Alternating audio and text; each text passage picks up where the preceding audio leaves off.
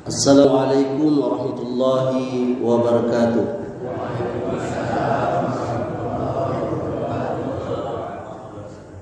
Alhamdulillahi hamdan katsiran thayyiban mubarakan fi kama yuhibbu rabbuna wa yarda. Wassalatu wassalamu nabi rahmah wa ala alihi wa sahbihi wa man ittaba'ahum bi ihsanin ila yaumiddin wa ba'du. Jamaah masjid ukhuwah yang dimuliakan oleh Allah, alhamdulillah kita bersyukur kepada Allah Subhanahu wa taala sebagaimana biasa di masjid yang kita cintai ini kita sejenak duduk setelah selesai melaksanakan sholat subuh, kita menyimak pelajaran dan saya masih akan melanjutkan pelajaran kita tentang akidah, masih berkaitan dengan rangkaian yakni akidah kita kepada rukun iman yang kelima, yakni beriman kepada yaumil akhir. Pada pertemuan bulan yang lalu kita terakhir selesai membahas tentang pintu awal dari rukun iman yang kelima itu, yakni beriman kepada hari akhir, yakni keimanan kepada azab dan nikmat kubur. Maka kita akan berlanjut kepada yakni keimanan kepada hari akhir, yakni datangnya hari kiamat dan apa yang terjadi setelahnya, sebagaimana yang menjadi akidah kita seorang Islam dan seorang mukmin adalah beriman kepada hari kiamat dan telah diwahyukan Allah Subhanahu wa taala kepada Rasulnya, dan Rasul telah menyampaikan kepada para sahabat dan juga sampai kepada kita akan kepastian terjadinya hari kiamat itu. Dan dalil-dalil yang menyebutkan pastinya terjadi hari kiamat itu sangat banyak sekali, termaktub di dalam Al-Quran dan juga pada sabda-sabda Nabi Sallallahu Alaihi Wasallam yang sahih. Di dalam Al-Quran beberapa di antaranya ayahanda dan ibunda serta saudara dan saudari jamaah bisa baca di surah Al-Haqqah, juga di At-Takwir, Al-Insyiqaq, Al-Infitar, Al-Zalzalah, Al-Qari'ah, dan surah-surah yang lain.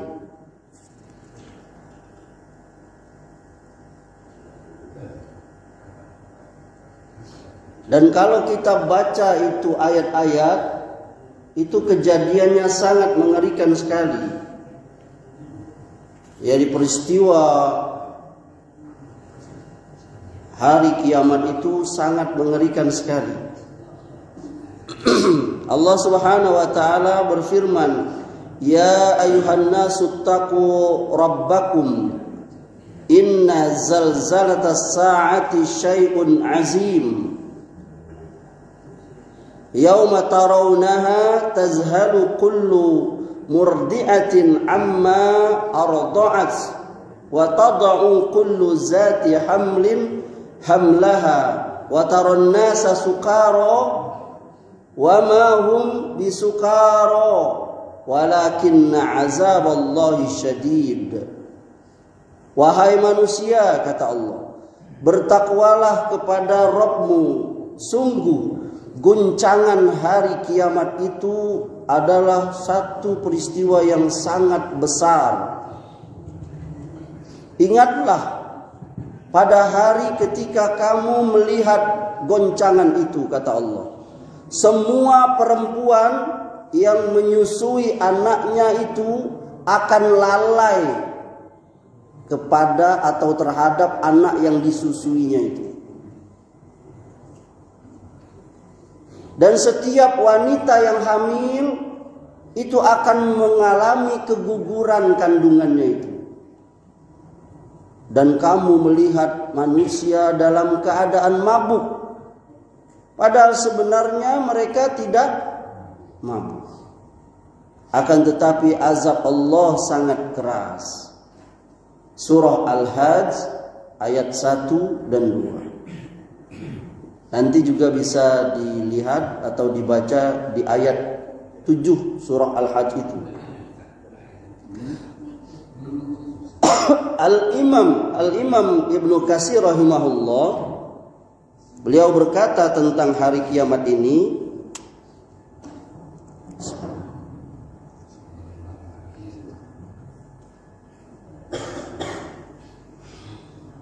kata beliau, gunung-gunung pun berjalan laksana awan,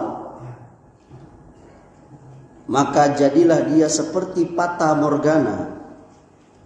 Bumi tempat kita berpijak ini berguncang sangat dahsyat, bagaikan perahu di tengah lautan yang dipermainkan ombak.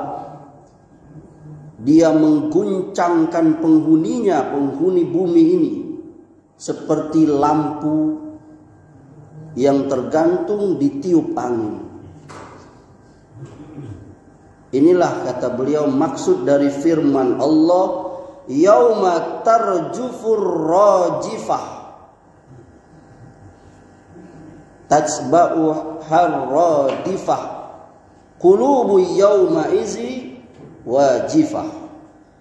Sungguh kamu akan dibangkitkan pada hari ketika tiupan pertama mengguncangkan alam. Tiupan pertama itu diiringi oleh tiupan kedua. Hati manusia pada saat itu sangat takut. Surah An-Naziat ayat 6, 7 dan 8. Coba kita cermati ayat ini. Subhanallah. Kita aja kalau sedang gempa, ada yang berani. Sedang sholat aja kita putus sholat. Boleh nggak lagi sholat gempa lari, boleh nggak? Boleh lah, kelak timpo iko. Boleh. Jadi memutus salah satu hal yang dibolehkan syariat untuk memutus sholat itu, walaupun sholat wajib, apabila terjadi sesuatu yang menurut perkiraan kita akan membahayakan nyawa kita atau nyawa orang lain, boleh kita memutus sholat kita. Jadi kalau kita sedang sholat, ada ular di depan kita, tetap sujud ibunda. Misalnya ada ular di depan, apa tetap sujud? Tetap Ustadz, iya siap aja, jadi patok. Lagi sholat, ibunda lihat anak ibunda atau cucung main kabel yang tersambung ke stop kontak, digigitnya. Putus sholat atau terusin? Biarlah Ustadz, dia kan masih belum akil balik, kelak masuk surga, matilah. Boleh diputuskan sholat, ya. Takut, itu gempa baru gempa di dunia ini, gempa biasa. Coba bayangkan surah Al-Zalzalah itu terjadi nanti pada hari kiamat. Alangkah takutnya orang itu. Tadi ayat tadi kita baca tuh, bumi berguncang. Iza zulzilatil ardu zilzalah. Hafal kita ayat itu. Bumi mengguncangkan penghuninya, sampai tadi dikisahkan peristiwa kiamat itu, ibunda, wanita-wanita yang menyusui anaknya itu lalai sama anaknya tuh. Padahal seorang ibu itu sayangnya dengan anaknya itu.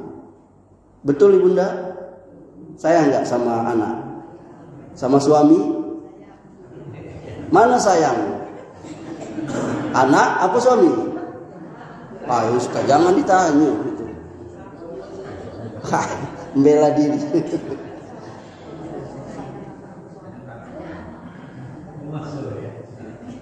Ya sayang ke anak loh Ustaz.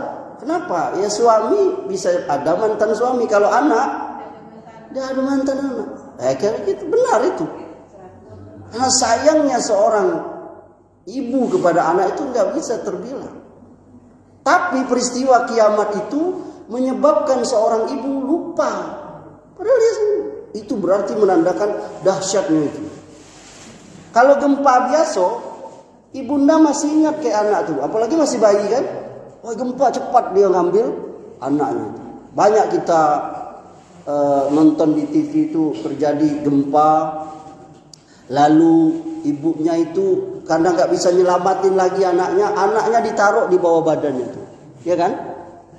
Lalu ketika digali oleh petugas, ternyata anaknya di bawah badan ibunya itu masih hidup, masih sehat. Ibunya meninggal. Subhanallah, sayang sekali ibu. Tapi nanti hari kiamat itu, yang zalzalah itu, goncangan kiamat itu ibu sampai lupa. Berarti dahsyat sekali itu.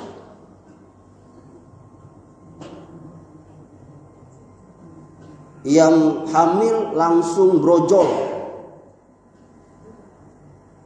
Sampai dikatakan anak-anak beruban. Subhanallah, jarang anak-anak beruban. Tapi yang namanya hari kiamat itu dikatakan menyebabkan anak-anak itu beruban. Itu apa bahasa ini itu?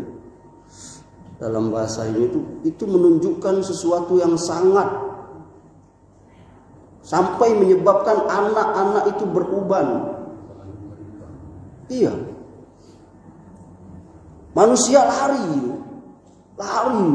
Sama seperti kita, gempa lari. Lalu dihadang oleh malaikat, dipukul oleh malaikat, suruh balik lagi. Kemudian mereka seperti dalam keadaan seperti itu saling panggil memanggil. Baru sadar, waduh gimana nih? Baru ingat mereka. Lalu tiba-tiba bumi itu terbelah. Dari tempat yang satu ke tempat yang lain terbelah. Alangkah mengerikannya itu. Lalu mereka melihat sesuatu peristiwa yang tidak pernah mereka saksikan sebelum itu.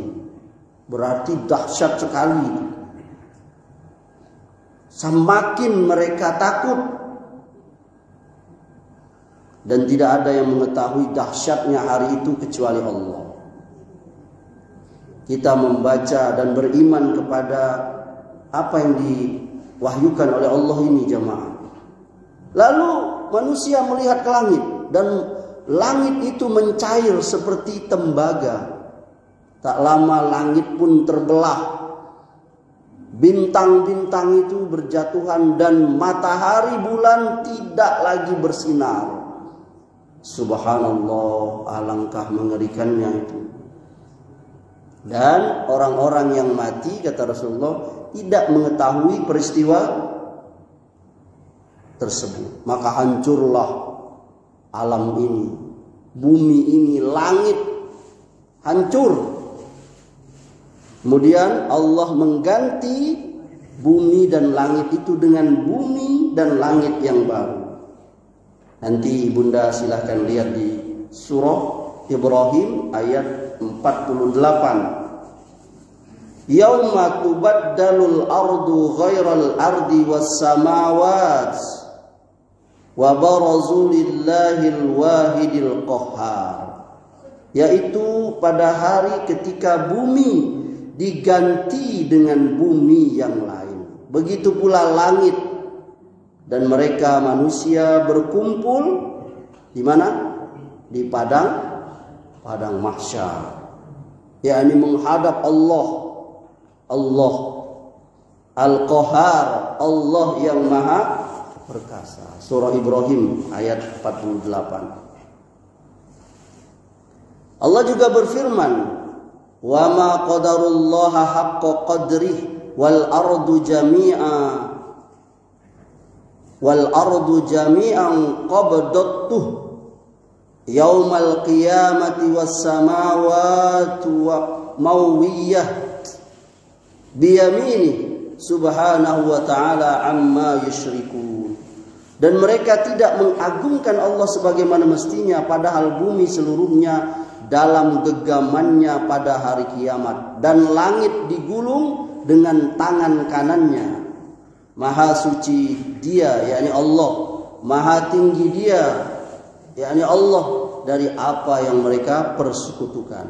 Surah Az-Zumar ayat 67. Rasulullah bersabda, yaqbidullahu ta'ala al-arda wa yatwi as-samawati biyamini thumma yaqulu ana al-maliku aina mulukul ardi.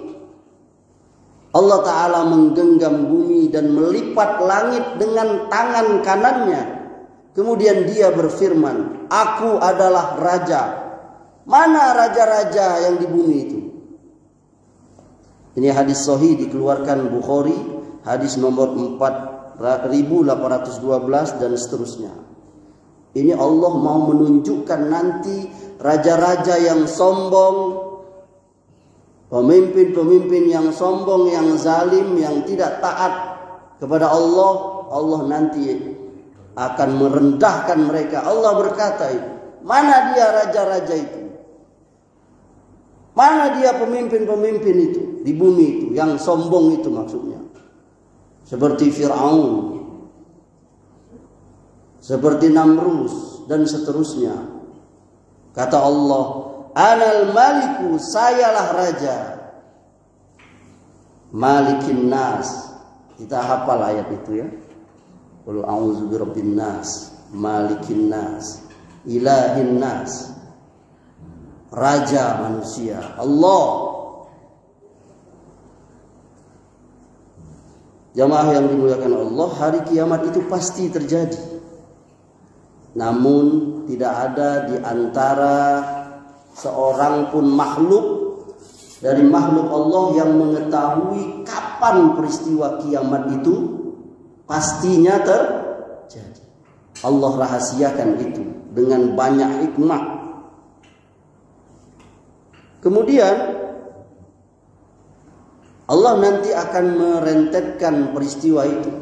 Kita mengetahui awalnya adalah tiupan sangkakala. Jadi Allah menciptakan rentetan peristiwa kejadian hari kiamat itu, ya, akan datang menjelang. Itu salah satunya itu, yakni Allah menyuruh malaikat siapa? Israfil, salah satu malaikat yang mulia yang disebutkan namanya oleh Allah dan Rasulnya, Israfil, meniup sangkakala sebagaimana firman Allah di dalam surah Az-Zumar ayat 68.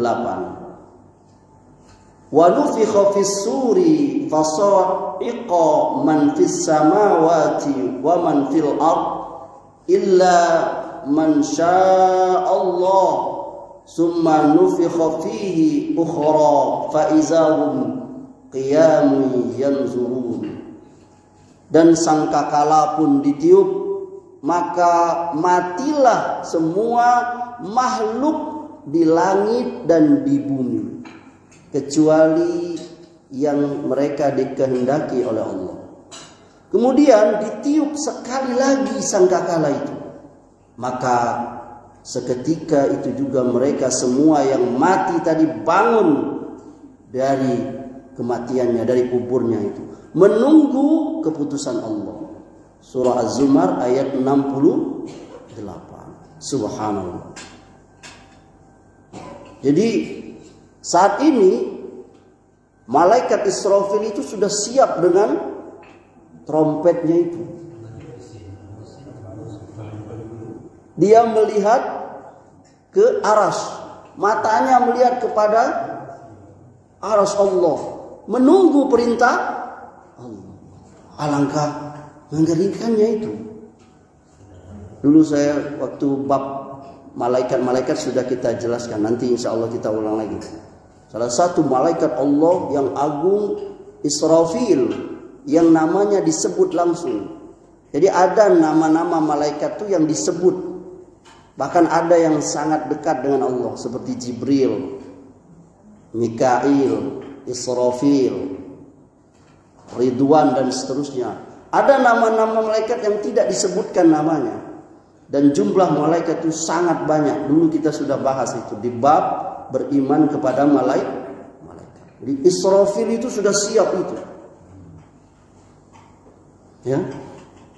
Jadi tiupan pertama itu, ibunda dan ayahanda sekalian yang dimuliakan Allah, itu fungsinya itu sebagai tiupan yang mengejutkan, mengagetkan.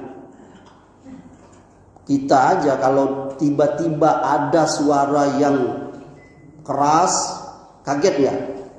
Kaget kita. Orang yang jantungan kadang-kala bisa mati. Makanya nggak boleh itu ngaget-ngagetin orang tuh. Kalau istilah anak sekarang tuh apa? Prank. Nggak boleh itu. Nggak boleh dalam Islam tuh. Itu prank-prank tuh nggak boleh. Prank nakutin, ngejutin, bikin cemas. Nggak boleh itu. Dalam Islam nggak boleh itu. La dirara wala dirar dalam kaidah Islam tuh. Jangan kamu bikin bahaya dan jangan kamu membahayakan. Nggak boleh. Itu bahaya prank-prank tuh. Saya sampaikan di sini. Nggak boleh.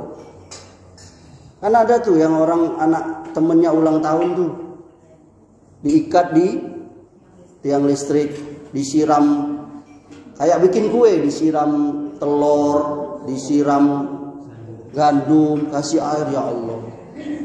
Tahu-tahu itu tiang listrik itu ada aliran listriknya, mati itu anak.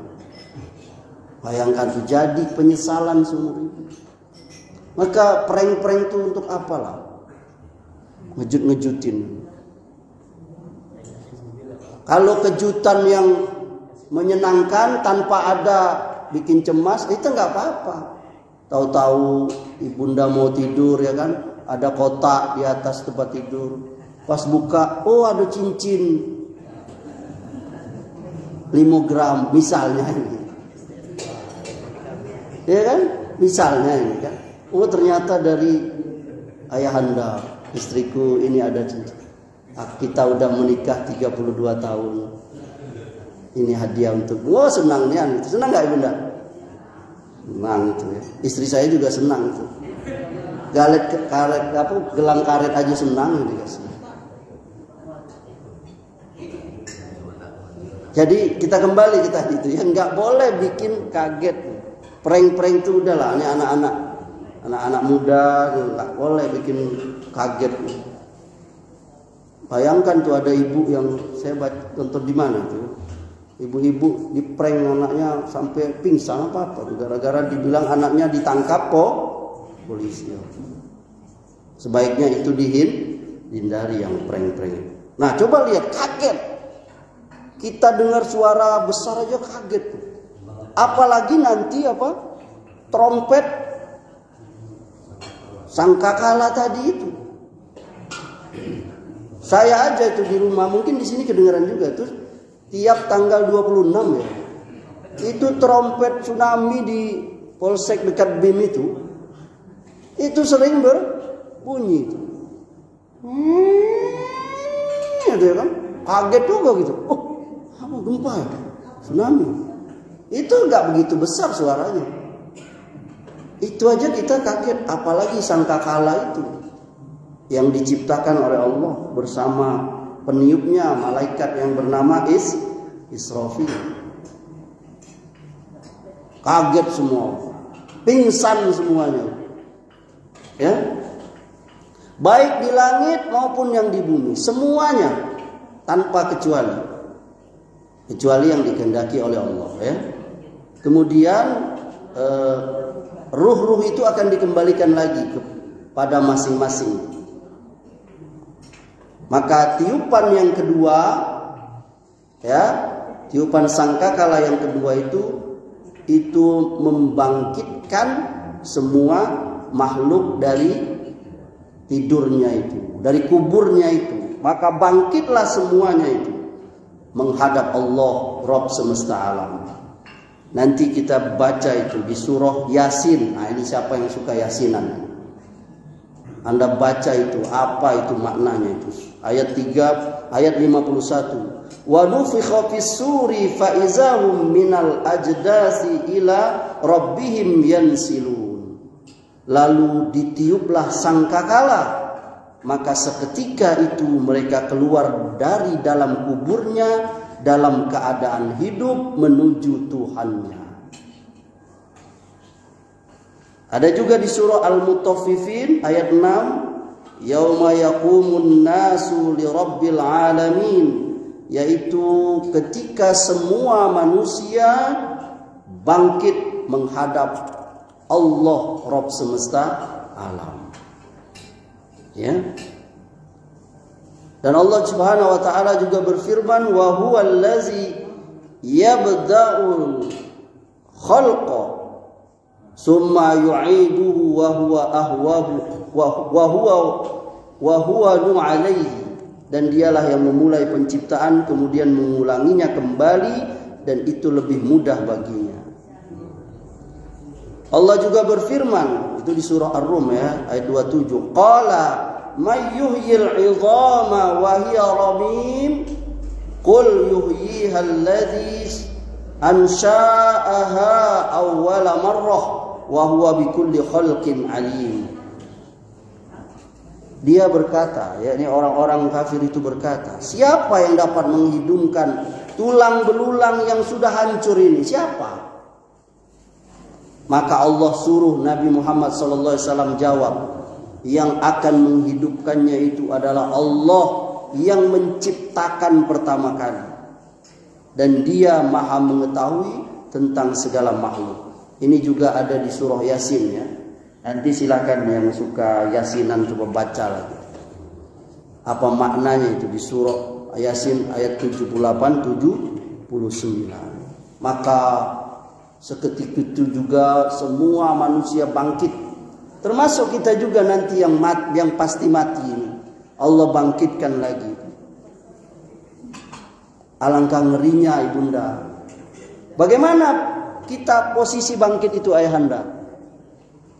Kita bangkit itu dalam keadaan tidak pakai sendal, tidak pakai sepatu. Bahkan tidak pakai pakaian. Bahkan disebutkan di hadis sudah kita baca itu, dalam keadaan tidak atau belum bersunat.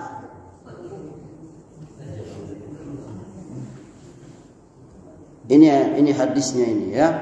Ini hadis sahih dikeluarkan Bukhari, Muslim dari sahabat Ibnu Abbas. Dan juga ada dari riwayat Ibunda Aisyah radhiyallahu anha. Ya ayuhan nas, wahai manusia, kata Rasulullah, innakum tuhsyaruna ila Allah taala hufatan ghuratan ghurlan. Wahai manusia, sesungguhnya kalian akan dikumpulkan menuju Allah Ta'ala dalam keadaan tidak beralas kaki, dalam keadaan telanjang, yakni tidak berpakaian, dan tidak disunat, dikhitan.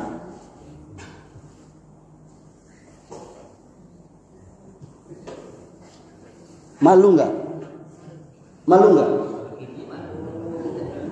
Malu nggak ayahanda? Malu nggak ibunda? Betul lah kata ayahanda Tim. Kalau kini malu, Ustaz. Malu kita. Coba siapa yang, kecuali orang kurang seon. Kalau yang normal malu dia telanjang. Tapi pada saat itu nggak ada lagi. Sampai ibunda kita itu sudah mewakili bertanya kepada suaminya, yakni Ibunda Aisyah radhiyallahu anha bertanya kepada suaminya, yakni Nabi Muhammad SAW, saat Nabi menyampaikan itu. Apa kata Ibunda Aisyah? Apa kita nggak malu? Ya Rasulullah, Apa kita tidak malu telanjang dalam keadaan tidak bersunat, tidak pakai alas kaki? Kata Rasulullah, pada saat itu orang tidak lagi sibuk memikirkan orang lain. Masing-masing kita sibuk dengan diri sendiri. Amal apa yang sudah kita lakukan. Berarti alangkah ngerinya saat itu ibunda. Alangkah ngerinya. Sampai kita tidak lagi peduli dengan keadaan fisik atau jasmani. Kalau kini iya gitu. Kita sibuk nengok orang kini. Woi si anu.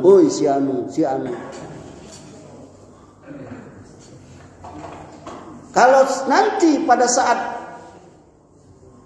Yaumul Ba'ats, yakni masa dibangkitkan itu, kita sudah tidak lagi peduli. Jangankan peduli dengan orang, dengan diri saja tidak lagi menyadarinya. Kita hanya peduli mikirkan amal yang kita akan dibalas itu. Sampai kita baca nanti, sampai kita semua itu berpeluh, berkeringat, karena matahari itu jaraknya hanya satu mil. 1 mil itu berapa tuh? Dekat sekali. Maka berkeringatlah orang.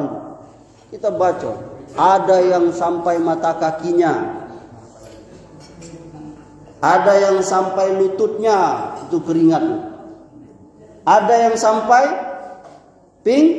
pinggangnya, sampai pundaknya, sampai ke mulutnya. Itu bergantung amal kita masing-masing, ibunda dan ayahanda dan saya pribadi. Sebelum nanti keringat kita itu sampai mana, saat inilah kita beramal. Saat masih hidup inilah kita yang menentukan sendiri sampai mana keringat kita inginkan itu. Ini pasti tergantung amalnya. Maka ada hadis, ini hadis terkenal dikeluarkan Bukhari dan Muslim, tentang 7 orang manusia yang mendapatkan perlindungan di saat tidak ada perlindungan, yakni di padang mahsyar itu, saat matahari 1 mil itu. Yang keringat tadi itu sampai mata kaki, lutut, pinggang, pundak, sampai ada yang sampai mulutnya itu. 7 golongan manusia yang mendapat naungan nanti di padang mahsyar di saat tidak dapat di saat yang lain tidak mendapatkan, mereka dapat 7 orang ini. Siapa mereka? Sab'atun yuzilluhumullahu fi zillihi yauma la zilla illa zillu. 7 golongan yang dinaungi oleh Allah dalam naungannya pada hari yang tidak ada naungan kecuali naungannya. Yang pertama, al-imamul adil. Pertama, pemimpin yang adil. Jadi pemimpin yang adil itu nanti dia dapat kalau dia adil. Kalau dia nggak adil, apalagi dia zolim, siap saja itu. Apalagi misalnya dia menipu rakyatnya,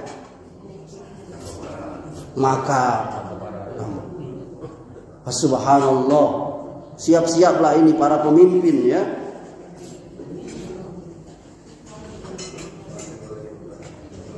Sudah jam 6 ini. Sepertinya kita lanjutkan. Insya Allah pada bulan depan kita lanjutkan ini 7. Siapa saja 7 orang yang mendapatkan naungan yang tidak ada naungan kecuali naungan Allah itu. Tadi kita sudah sebutkan yang pertama, al-imamul adil. Ada yang ingin bertanya?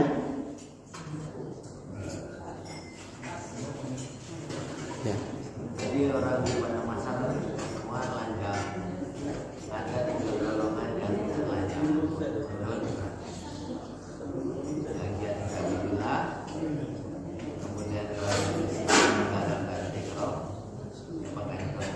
Ya. Dia dapatkan dinasnya. Ya, orang yang memakai Al-Quran, ambil Quran, dia pakai pakaian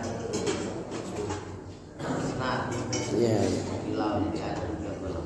Ya, insya Allah tadi ada tambahan dari Anda bahwa ada orang-orang yang kalau dalam keadaan tadi rata-rata manusia dalam keadaan telanjang, sementara beberapa golongan itu nanti dia